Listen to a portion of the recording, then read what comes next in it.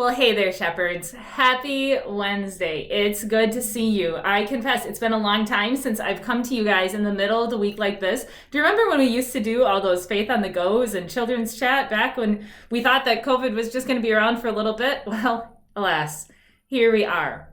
But many of you are aware that we made a change this past weekend in our worship practices here at Shepherd of the Cross. And we were able to gather with some people in person here in our building, and some people gathered with us still on Zoom. We are looking forward to doing the same thing this coming weekend. And if you want to join us in person, make sure to sign up by Thursday. That is tomorrow now. By Thursday at 8 a.m. And we'll make sure to have a spot for you here in the church building. But given that some people are coming back to church for the first time in months, I've been receiving some questions from you guys of like, really, what is it that we're expecting? And what is it that we're going to be expected to do when we come into the building? So I wanted to give you a little bit of a tour of what you're going to be finding, and also especially what to expect on Sundays, but also during other times during the week, because we are starting to have some different Bible studies and our youth events. Sunday school is getting back up and going slowly but surely. So this will give you a little bit of a clue what happens when you come in the building. First of all, you notice that I'm in the vestibule, that fancy word for that little entryway before you get into the narthex. And I have my mask on. I have my mask on because I'm inside the building. When you're inside the building, please keep your mask on. We know that there are going to be times when we're going to be able to be distanced apart from each other, but just for that, to make sure that we're all being safe, we ask that you keep your mask on at all times when you're in the building. So I'm going to head on in. Bear with me, I'm carrying my computer with me. And when you first come into the narthex, especially for Sunday morning, you see that table there? That is the table you need to be mindful of.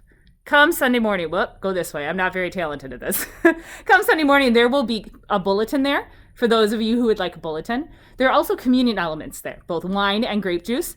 And there's an offering plate. When you're here in person, if you would like to bring your offering, feel free. Otherwise, go ahead and continue to mail that offering in, or you can always give through Tithely. There's hand sanitizer there. We encourage you to sanitize your hands coming in. And if you do not have a mask for some reason, there is a bucket of masks there for us. You notice where all of the bags are? Those used to be children's bags, right? When you came into worship, it was something for all the kiddos. We've transformed those bags into what we're calling family supply bags. Inside those bags will be a Bible that's appropriate to the age of your child in your family, and also just some other random things like crayons, colored pencils, glue sticks, scissors. All of that stuff can be used then for when you have Sunday school or you come for our junior senior faith nights, whatever it is. Every family in our congregation who has a kid up to about grade 8 or so has a bag. Find your bag. You see they actually have last names on them. Yep. Find your bag. That bag can stay here at church. So even if you have stuff you want to put in that bag and keep here in the building, go for it.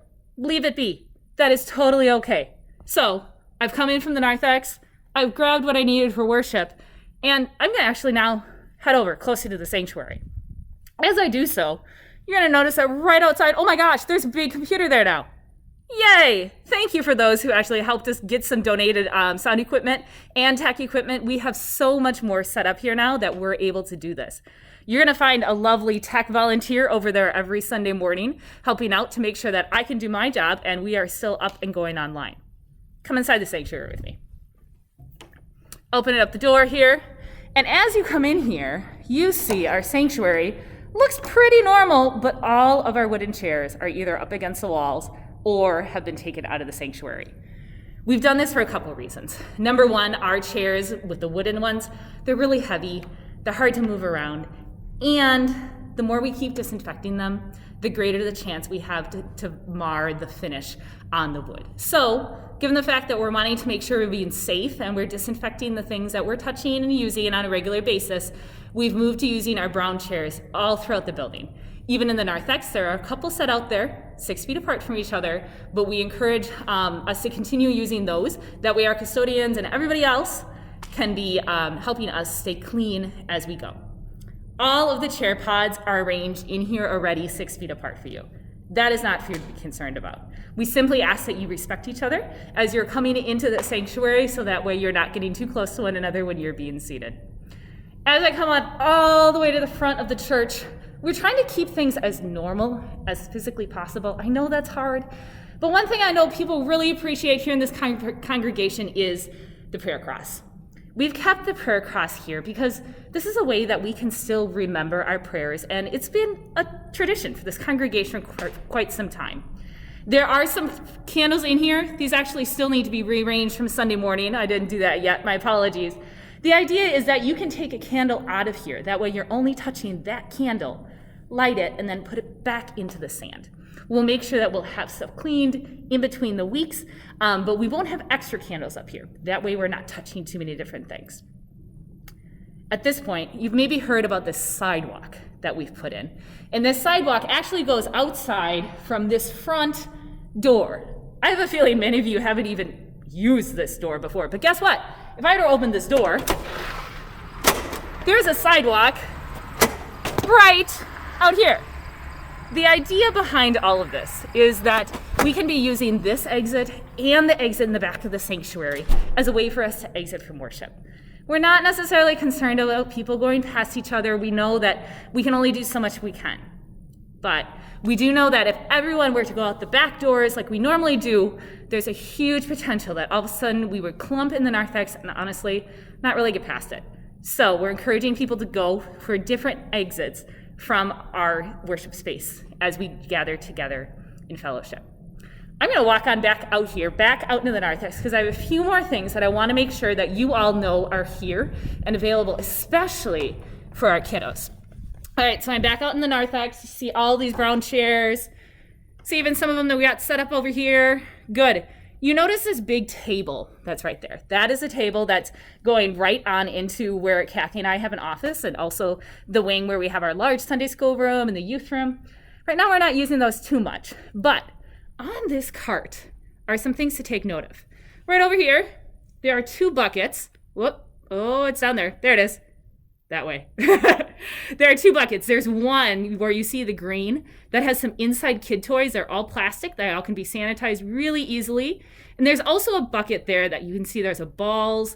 There's some chalk in there. There's some bubbles. We're mindful that during the week, maybe for meetings, there might be some times that you might need to bring your kids here and they need something to do. Or maybe you're sticking around for adult education and your kids are here and they need something to do. Well, we're trying to provide a few things for your families to use. So go ahead and use those as you so please.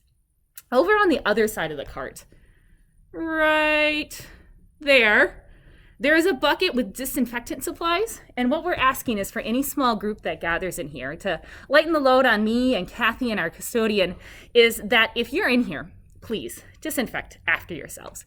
Go ahead and take a wipe and wipe down things that you've touched or chairs and such like that. There's also a Lysol spray can. Go ahead and Lysol spray the room wherever you are at.